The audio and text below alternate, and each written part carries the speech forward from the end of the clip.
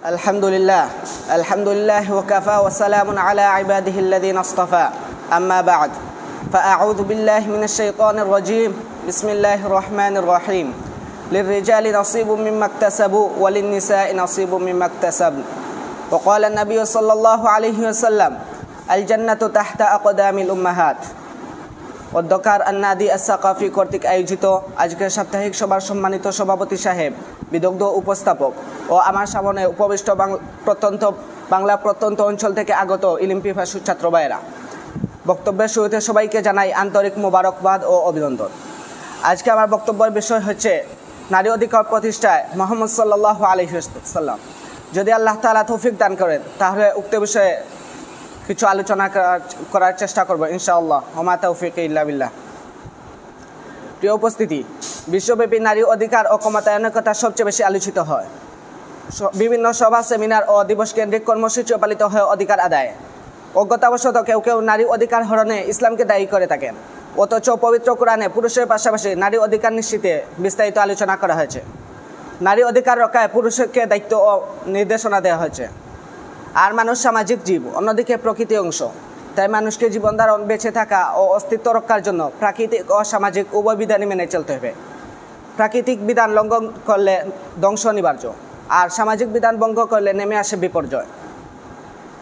সামাজিক নিয়মগুলো প্রকৃতি থেকে মানুষের লভ্য জ্ঞান ও অভিজ্ঞতা আলোকে গড়ে ওঠে।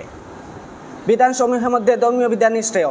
ইসলামের মহাগ্রন্থ কিতাব আল কোরআনে নিসা অর্থাৎ মহিলা শব্দটি 57 বার এবং ইমরা অর্থাৎ নারী শব্দটি 26 বার উল্লেখ হয়েছে। পবিত্র কোরআনে নিসা তথা মহিলা শিরোনামে নারী অধিকার ও কর্তব্য সংক্রান্ত একটি স্বতন্ত্র বৃহৎ সূরাও রয়েছে। এছাড়া কোরআনে বিভিন্ন আয়াত হাদিসে নারী অধিকার, মর্যাদা ও মূল্যায়ন সম্পর্কে সুস্পষ্ট বর্ণনা রয়েছে। ইসলাম নারীর ন্যায্য অধিকার নিশ্চিত করেছে, দিয়েছে নারীর জানমালের নিরাপত্তা ও সর্বোচ্চ সম্মান।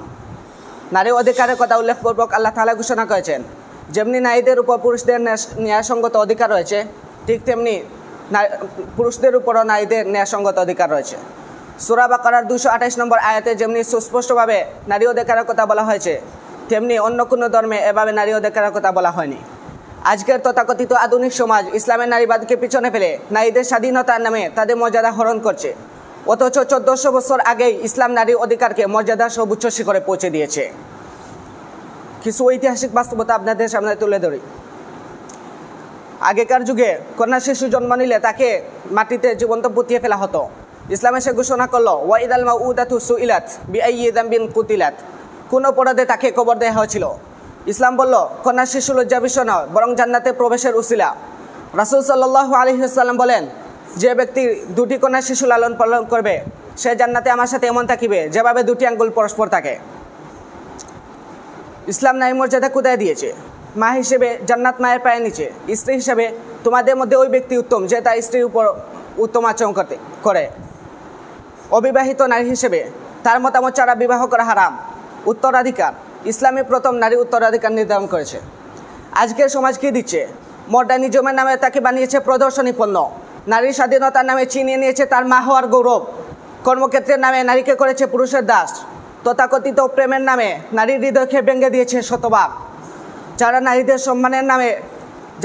সম্মানের নামে রাস্তায় বের করতে চায় তারা মূলত নিজেদের লাম্পট্যতার খাহেশ পূর্ণ করার জন্য এমনটি করে থাকে।